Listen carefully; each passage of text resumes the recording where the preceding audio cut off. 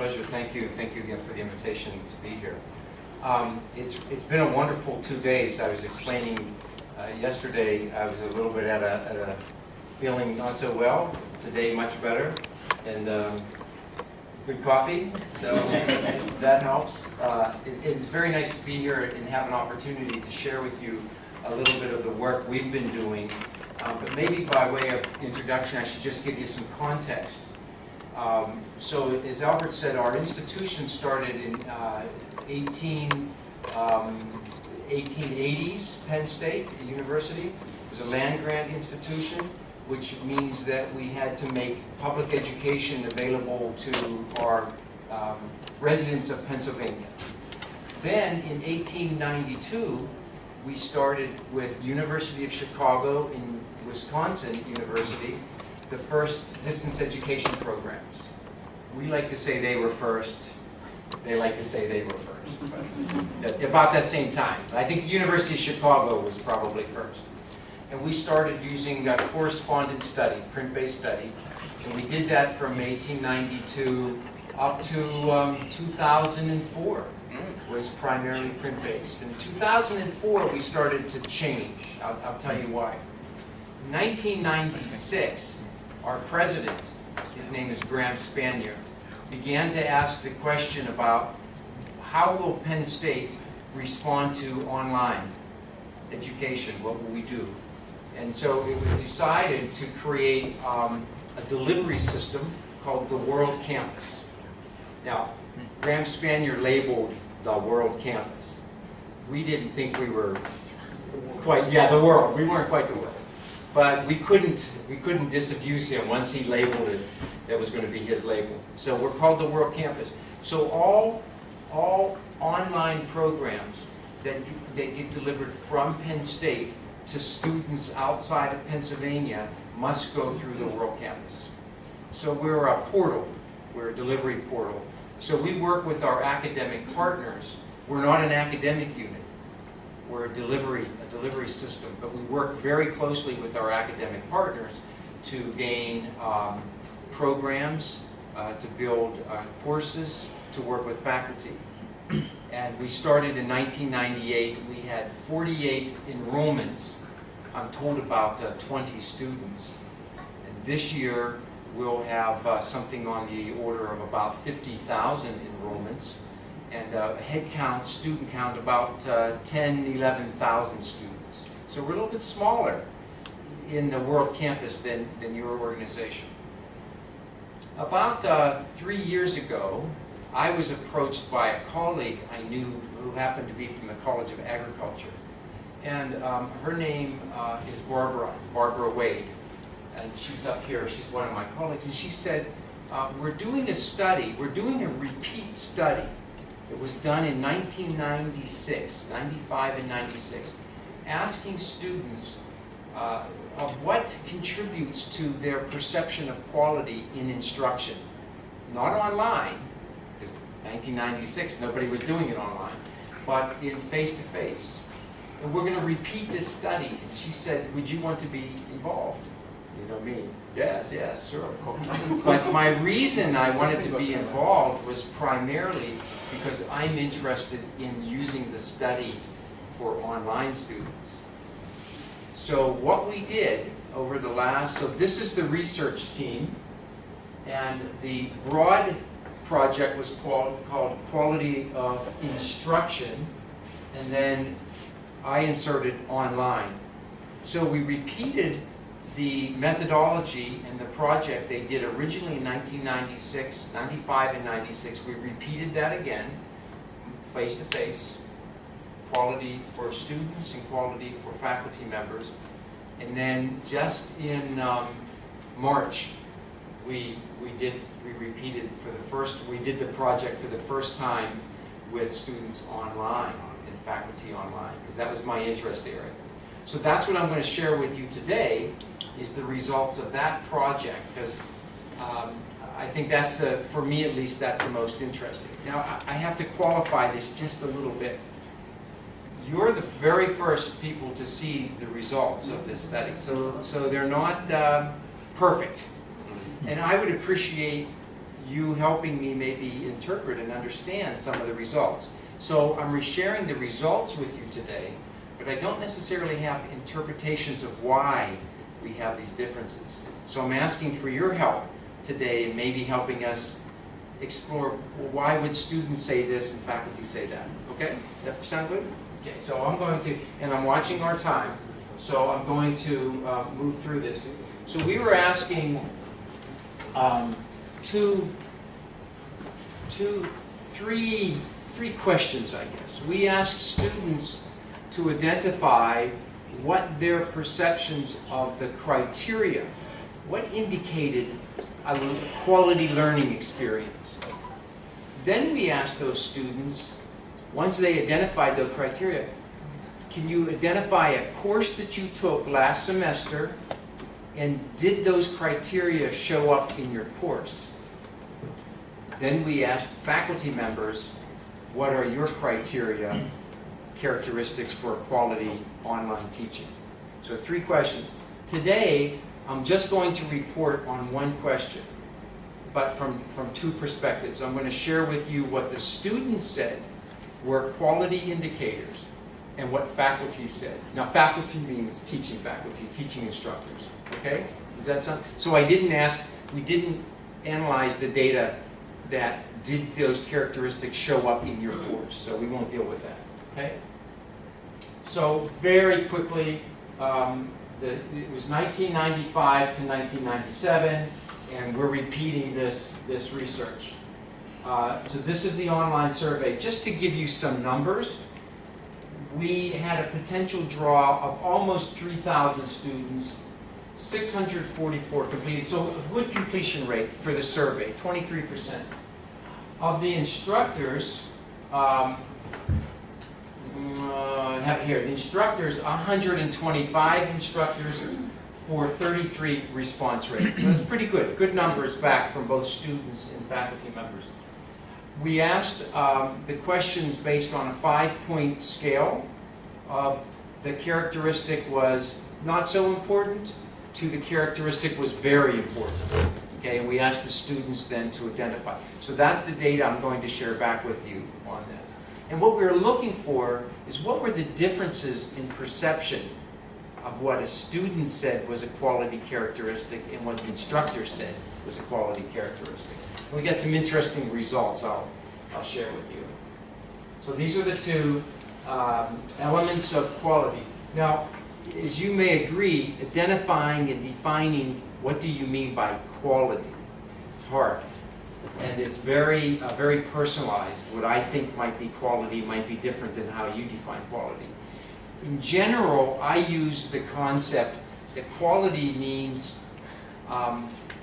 quality teaching experience means the student had a reasonable opportunity to succeed.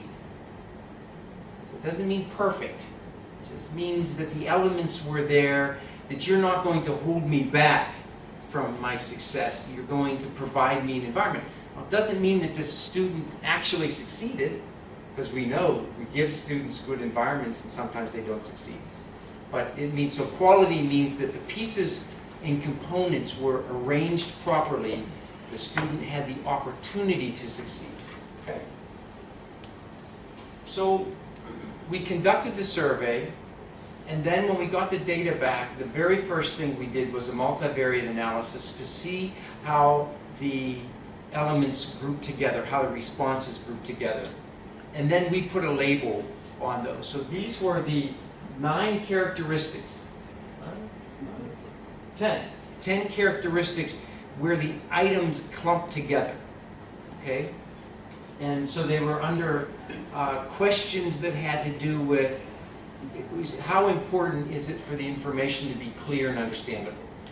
How important is it for the information to be, for the instructor to be knowledgeable and well organized, and so forth? So the questions grouped together in their responses, and then we put the labels on them. So the student and the instructors never saw these labels. We did that post the research. 2 questions were added that were not included in the face-to-face survey. And they're at the very bottom. we asked a question I felt it's very important to ask students about relevancy. How important is it that your course material and that your learning experience relates to real life experience? How relevant is it? How important is that? And the second one was one I had a personal interest in, and it might be of some interest to you. How important is it that you have varying degrees of interaction in your course? So we know interaction from Michael Moore's transactional distance. He talks about the student interacting with the content, students interacting with other students, students interacting with the instructor. And then Lonnie Guardanadino added the fourth one, which is the students interacting with the learning system. We're going to concentrate on two of those. We're going to concentrate on student-to-student interactions and student-to-faculty or instructor interactions. And we ask that, how important is that to what you perceive as a quality experience? So let me go back and just ask you a question. So which of these do you think that students' perceptions and faculty perceptions might be different? Do you have a, or maybe the same? I'm curious. Do any of them jump out at you to say, oh, I bet you they're different? You organized, knowledge. Fair. So what do you, oh, fair, okay. So what do you think? Who thinks fairness is more important? Probably the practice, not if it is more or less important, but the concept of fairness will be different. For different, very good. And you're right on. And then somebody said organized. And do you think that would be the same perceptions for student and instructor, or perhaps different? Probably the instructor thing is very sure that everything is very well pathed and organized, and the student Maybe has not. all the information, and then the student doesn't Right. understand anything Right. sometimes. So let's go in, because that one was very interesting. Yes. Maybe also in collaborative learning there are some differences. So in interactions there are some differences as well. So what we found were several of these categories, the student perceptions and the instructor perceptions were the same. In some categories they were different. And that's what I'm going to share with you of how they lined up. So on clear and understandable. So, and I'm going to show you a chart, and then I'll show you a slight interpretation of the data. Okay? So first of all, notice how these were all ranked very highly, 90% or better. So there's an indicator right there. And it turns out that the differences between how instructors and students say that the presentation and the instruction of the course is very important to my learning. So it's an indicator that it's a quality experience. Both instructors and students agree. Some slight differences, 3% differences, but it turns out it's not significantly different. Okay? But so you watch for two things. You're watching for how high of a response, 90% or better, and then we're looking for the differences between the student and the instructor. So in this case, they both thought it was very important, and there were not differences in their perceptions. So knowledgeable. So this means that the instructor or your tutor has a command of the content. So we think maybe that's going to be important for both the student and the instructor, and it is a little bit. So it's high. These variables were all high. This one is interesting because it's a little bit lower. But look, this is more about how the time is used. So when we did the analysis, I'm not sure why this happens, but that item loaded onto the same variable as ones about content and such. I think it maybe doesn't belong in that category. I think maybe we should take that one out, because it has more to do with time management than it does with the content and knowledgeable and how well it's organized. I don't know if you agree with that or not, and I'm not sure where to put it. I don't know if I have another category where time management fits very, very specifically. Probable, but I think that obviously, depending on the kind depending on the model in which you are presenting the content to the students, and you are presenting also what to do and which are the achievements they should get at the end of the process. Yes. They can consider that you are giving them a path in Yeah. which time is a very important aspect that can become a concern for them. Yes. So sometimes it can be a facilitator, sometimes it can be a An handicap. inhibitor. Yeah. Yeah. So maybe when you are, I mean that probably this refers to the planning process. Yeah. Planning process of instruction, Yes. what they should do Yes. during the term. Yes. Yes, and that may be why it loaded onto this variable. I think I interpreted it to mean that when we're engaged in our the teaching and learning, that the students feel as though their time is being used well. Yeah. May be different, so maybe slightly different. Yeah. So we may have to dig into that a little bit and understand that. So in this case, they both rated them fairly high, all 9% or 90% high, except for that one about time, and there were no significant differences. So now this is an interesting one. This is the one that you mentioned, maybe there'll be some differences. And you'll notice these little yellow dots, and the little yellow dots will tell you, and you can see, yeah, 90 to 97 is going to be a big difference. So, Great.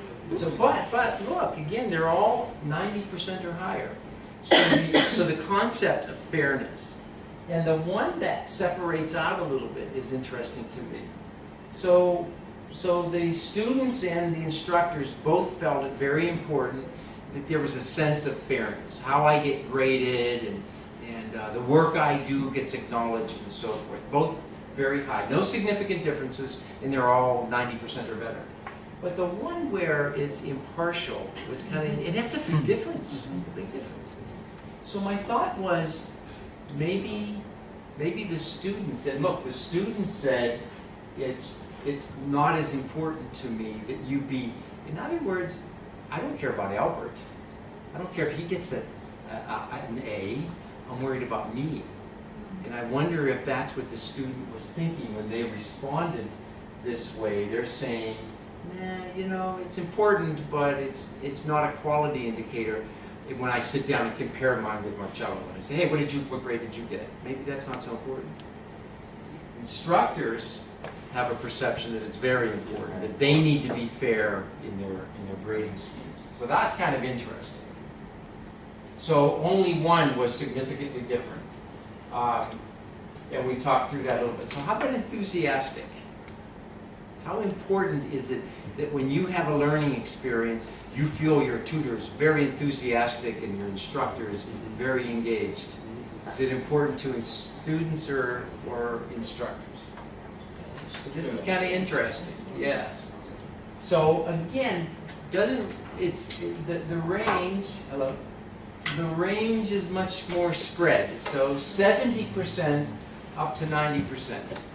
And this one about the student has a genuine interest. To the faculty member, they think it's very important that they show individual interest in each student. Students say, not so much. 73%, that's pretty low. So I was surprised by that because I would have thought that the students would say, oh yes, I want my instructor to know who I am and to get me know personally and all, but they responded not as much. So when we're working with faculty, we teach to our faculty, make sure you get to know who your learners are and make sure you personalize with them. But our students are saying, maybe not so important. Is there any difference with face-to-face survey in this I particular? knew, so you right away identified what we have to do. I don't have the data yet to compare the two. So it'd be very interesting to go back and do that. To be honest, we have the data. We just haven't made this step yet of doing a comparison. I wonder, one of the things I say to my children, who, when they take college courses, I say, make sure that the teacher knows who you are. So my children take face-to-face classes. because I perceive it very important for them that the instructor is interested in them, is important. I don't, but maybe, and then I say to my students, or to my children, does your instructor know who you are? And they say, no, I don't go up and connect with them. So this is kind of, in my mind, it's kind of an interesting perception difference of when we work with faculty and help to get them prepared to teach, is it important for them to be able to build a one-on-one relationship? Maybe it's not as important as we thought it was. Maybe the learners are saying, I want the content. I want the material. That's the most important thing. If the instructor shows me interest in me, I don't care. So let me move on to this one. So this is now, again, think about this initially happening within a face-to-face, because this is where we ask the question face-to-face. Is it important that the instructor creates a positive social learning environment for you? Or maybe not so interested? Did you say, or do you know the profile of the average age of the students? Oh, good question. Very good question. Let's go back to your question about differences. In the face-to-face students were 18 to 22-year-old, but the online students, like yours, 35, 33, 35. Yeah. So you're right. There may be an age variable in there as well. So, and this is one of the issues when we looked at comparing, when we think about comparing the face-to-face response to the online, we have to keep in mind different populations. So maybe 18, 22-year-olds say, not so. Well, we have our own social, because we're here, we're resident. The online, maybe they need more of that social network because they don't have it constructed for them, because they're totally online. So let's look at this one. So there's two variables here. And again, these were kind of interesting. These are different than what I would have predicted. So the two that showed up as significant differences were the students said, it's not so important to me that the instructor recognize my diversity, my diverse needs and my interest. And it relates back to the one we talked about, genuine interest in the student. You know, maybe the students are kind of saying, maybe they're saying, I don't need the instructor to be my friend. I don't need to connect with them socially. I want to connect with them academically. Kind of interesting. The second one is the acceptance of different diverse backgrounds. So again, this one surprised me a little bit, because I thought the students would say, yes, that's important. But think about, maybe our population is homogeneous.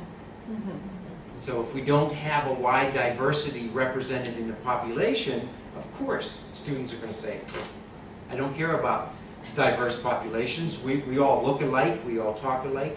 So that may explain some of that. To the faculty member, they may say, no, it's important that I respect and acknowledge difference of cultures and backgrounds in my course. In the interpretation you do of this data, is the question in the surveys written like that? The instructor is accepting the student? Yes. So I'm not sure you can do this kind of inference about if they see it positively or negatively. They're just saying, describing like more objectively reality. Yeah. Instructor is accepting the students. He doesn't say if it's good or bad. He just said his perception. Well, if it's good or bad, that's another question. that is true, but we are asking the question, is a respect of diversity a quality indicator? Okay. See, I perceive that as is it positive in how you think about your learning experience? This is the way it's asked to the student. Yes. Okay, yes. okay. So I think there's an implied negative or positive response. I think. And I could be, maybe that's not a real strong interpretation. Yeah. That's why I need you. That's what I need. So I thought that was kind of interesting. So yes, we talked through that. So this one is on critical thinking, and again, but look at the range. here. Now we're to 40%. Versus, you remember the early ones were 90% or greater. And the 40%, and this is, I have a question for my research team on this. Why didn't number 2 show significant difference? The spread is so great on that, 41 to 61. So I asked the question last week of our psychometrician, and she said, well, maybe not all students responded to that question. She said there are a couple variables so the N was smaller, so you're not going to see significant differences. The only way she could explain why that one, it seems to me that would have shown a significant difference. Is there positive relationship with the answer on the dimension of collaborative learning between this and the other one? I mean, I think that the model in which students are used to receive teaching is conditioning the kind of answer in these cases. As far as the tradition is a particular one, we will follow the tradition. So this is an expected answer regarding the fact that probably I don't need a lot of discussion in the classroom, especially if the model is a transmission of knowledge one. So I need content, I don't need any kind of discussion. And then, if there is a similar relationship with the answer in the collaborative learning dimension, it can be explained by this reason. So we don't need to collaborate with our classmates because we don't need to discuss. We need to learn what the content says.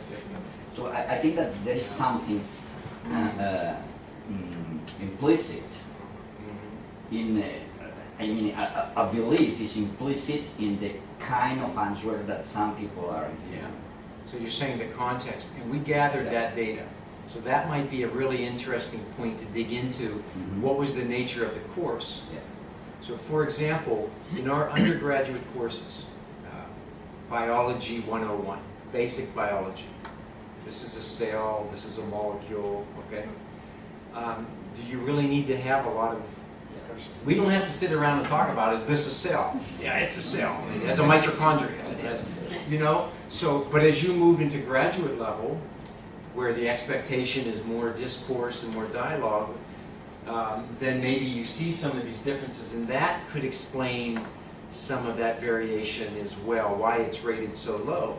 So if we ask students who are taking primarily adult learners, but are taking primarily undergraduate courses, because this is their first entry into college, then they may say no. And even think on the fact that, thinking on traditional distance or correspondence education, class discussion, there is no matter at all. So we don't need that because we will receive the content, we will study on that, and we will take an assignment.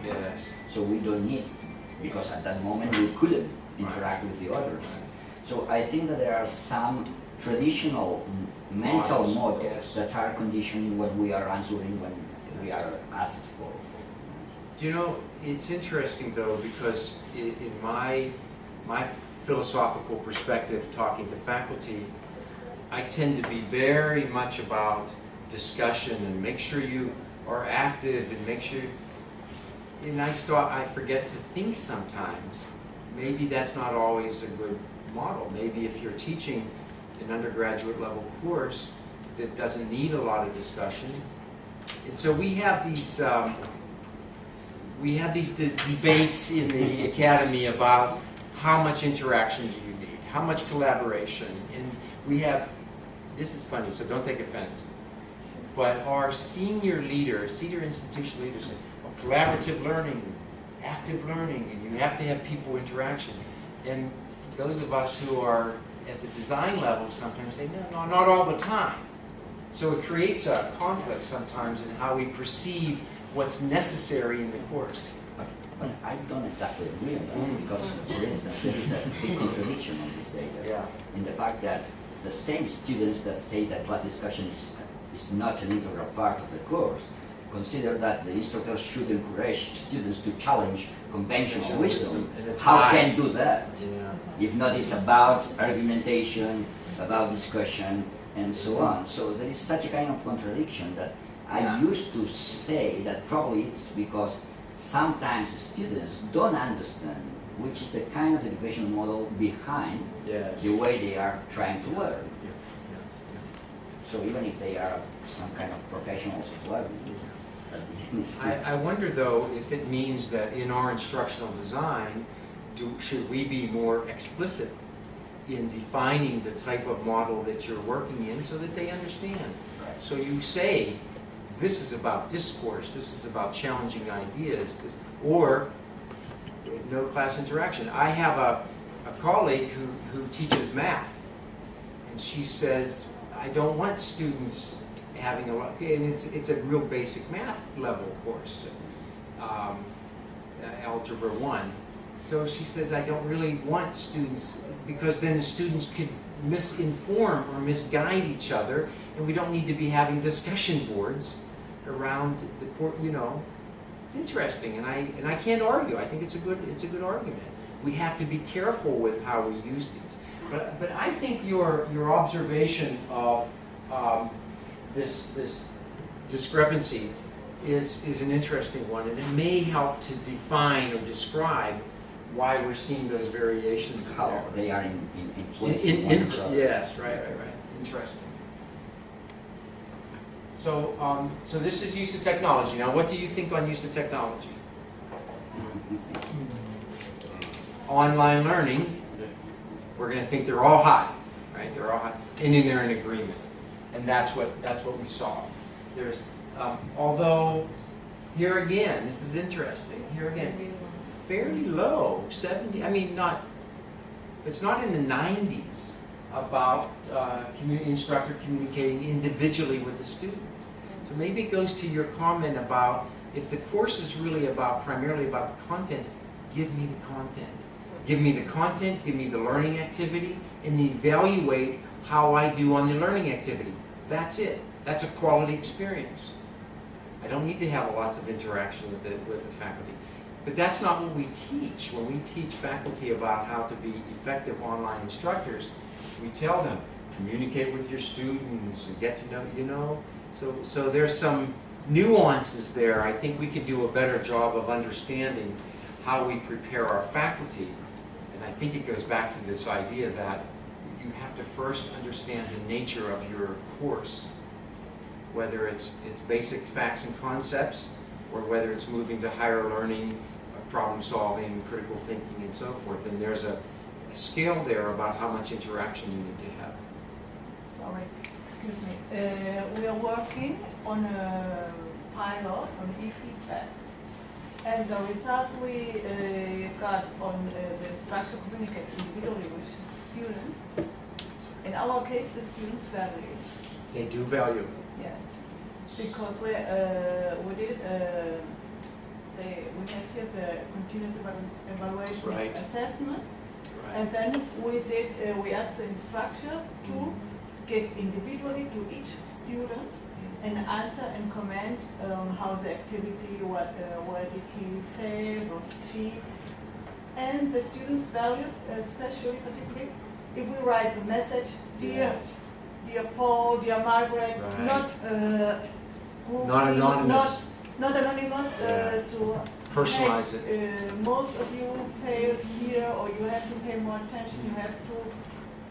And in our case, we are amazed because the students appreciate this kind of message, this individual, personal message. So this one, I'm not sure why it's in the 70s. I agree with you. I agree, and we tell our faculty that as well.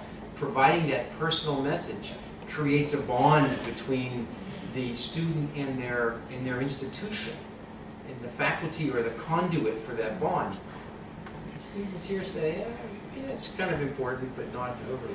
And then they both perceive it as the same. So, of course, the instructor has to use, they're both very high on, they have to use the technology, and there are good supplemental materials available for learning. So to me, those were kind of predictable, but I think your interpretation of that data will be very interesting, because maybe we get conflicting messages sometimes from the students on that. And with different stories between men and women. And Ah. women value more More. than Yes. men. Much more, Really? This Yes. person.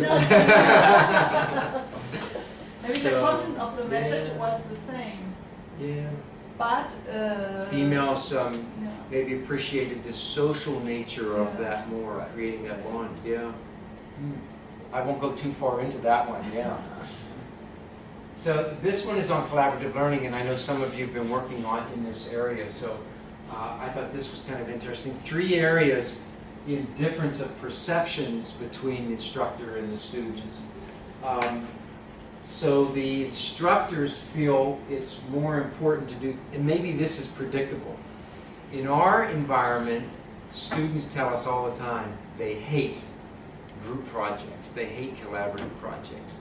They're time-consuming, they're arduous, and in the end, everybody gets a grade, and I did all the work. When you ask students who did all the work, they all did all the work. Well, they couldn't all be doing all the work, you know. So, so that's interesting. So students don't value, look how low the response rates are on that, 20, 30%. So the students don't value it. The faculty, the instructors value it a little bit more. And I perceive that as being the instructors understand the value of being able to collaborate, being able to do group work. Because they know that when the students go into the workplace, they have to have that skill set. Right. Students say, it slows me down, I don't enjoy it. So I think that's kind of interesting. This one I thought was interesting, the class goal. Because if you ask a faculty member, is it important that the students help you define that? No. Students say, yes, we want to be involved. But I think, Albert, you made a comment earlier, the students at this point don't know what they don't know. And so I think you have to be very careful with allowing the students to craft the outcomes of the course. Maybe at a higher level, graduate level study, where you have maybe master's and PhD, maybe then you can involve everybody into it. But there has to be a minimum set defined. So I think there are both sides of a similar situation, of the same coin. Mm-hmm. The fact is that it's true that probably it's very positive that students can be involved in identifying and defining their particular or personal goals too. But it's also true that sometimes they need some background in order to understand which are these goals and what they mean, that probably are not ready sometimes. This is some of the discussions that are at this moment when we are talking about public education, for instance. And people say that I doesn't need anything else about my teacher, just give me the content and I will have my personal goals. This is a very,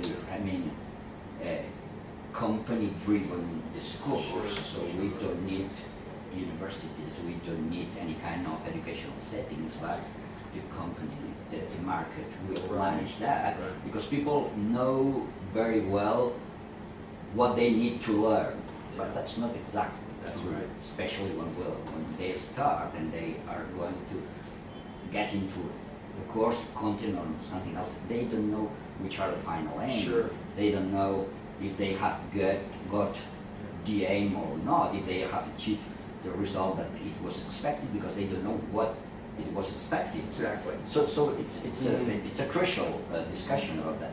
But the most interesting thing for me in this case is to identify how, in this case, there are probably from all the answers, this one is that the one that gets the minimum average from the teachers, from the instructors. And I think that also it should be a shift from the instructors' mindset in thinking that probably they should develop a model that is not exactly transmissive, and they need also to negotiate, to engage with and to meet. And I'd say, Albert, that's again go back to populations, back to the question about who's your population. as you move from 18 to 22-year-olds who have no work experience, no background, very little structure to identify what their goals might be. As you move from that to a 35-year-old who's been in the workplace, who's had life experiences, maybe you have to have that model where you have more engagement. And I think I wanted to go back to a quick comment though, because one of the learning theories about moving from novice to expert I've always loved is the idea of when you begin study in some domain, some content area, you have a mental model, a mental map of that field, right? Imperfect. It's scattered and you don't understand all of it. And what we do as academics, as we do as experts, is we help improve that mental model. So if we're asking the students to help define, they don't even know. They don't have the information yet in their mental model. It's ill-formed. Maybe as they progress in their studies, you can begin transitioning to where they become more engaged in defining. So I just wanted to share that. I always like that image of moving from novice to expert. Is the expert is helping you create better connections, a richer map of that content domain. Well, the thing is that this means that probably we should talk more about connections and less about content. This is something that is underlying the idea of that's the teachers very that true. they are transmitting the content and not structuring new connections. You're exactly this right. kind of network for the students. Because we know now, I mean, the argument for this is that the content is there. Yeah. Get the content wherever you want it. It's understanding and analyzing and assimilating how to use it. Yeah. So we have to help our faculty. This also speaks to me is why faculty, instructors, and tutors are so critical. Because they have the mental model that they can help guide you through the interpretation. Not just content. And sometimes it's a struggle to get faculty moving away from, I'm the font of all knowledge, I'll give you all my content, and helping them understand their real value is helping the learner move from novice to expert. So let me through, I'm watching our time a little bit. This is the one on relevance, and mostly look how high these rated.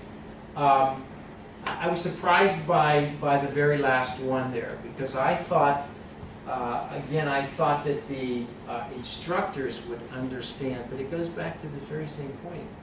Maybe the instructors are still thinking about content dissemination and not about how do I apply these to where I want to be in my life. So big difference between what the student feels, particularly the adult learner, and what the instructor feels is important. And one other one there is that they use real-life examples. Students really want real-life examples, case studies. They want to know, how is this like what I do in my world of work? How is it going to be like when I move into that domain? Faculty members haven't quite made that shift yet, but they're getting there. They're getting there. So this is the very last one, and I just want to share with you some interesting observations. This is the one asking about interactions and communications. And again, difference in perceptions between what students think is necessary and important and what faculty think. So in each case, there was a significant difference in those perceptions. Relatively low, which is predictable, I think, around social dimensions. Both students and faculty are saying, yeah, no, I don't really need that. I don't need that. I have my friends. I have my social network. But fairly high in the ability of the instructor to relate and communicate with the learner and the learners to communicate with each other. Although the second one down is kind of interesting. Look at the difference between 42 and 70. That's a pretty big difference in perception. Instructors think it's important that the students interact with each other, but the students say, and this is borne out in evaluation data we get back. When you ask the students, was it helpful for you to talk to other students? Students really don't appreciate being put into a discussion forum and being left alone, because they're learning from the uninformed. They really want to be interacting with the instructor. That's the most critical part of this. So I think when we're building those discussion spaces and communication spaces, we have to help the instructors keep in mind their presence, their teaching presence, is what's really important in that space. So just a few conclusions. There are certain areas where there's a lot of strength in perceptions, equal perceptions, among clarity, knowledge structure organizations. Both students and faculty feel important about that. Some of the interactions is where we really saw the differences between what students think and what faculty think. And for me as a faculty developer, I have to keep in mind what I'm telling the instructors is so important, because I could be overstressing this social dynamic of the classroom. What students tell us in the end is the most important criteria for quality is what they learn. Not how friendly the faculty member was or how much chit-chat we had between students. It's what they learned and can they apply it to their world of work. That's what's really important. So thank you very much. This was a good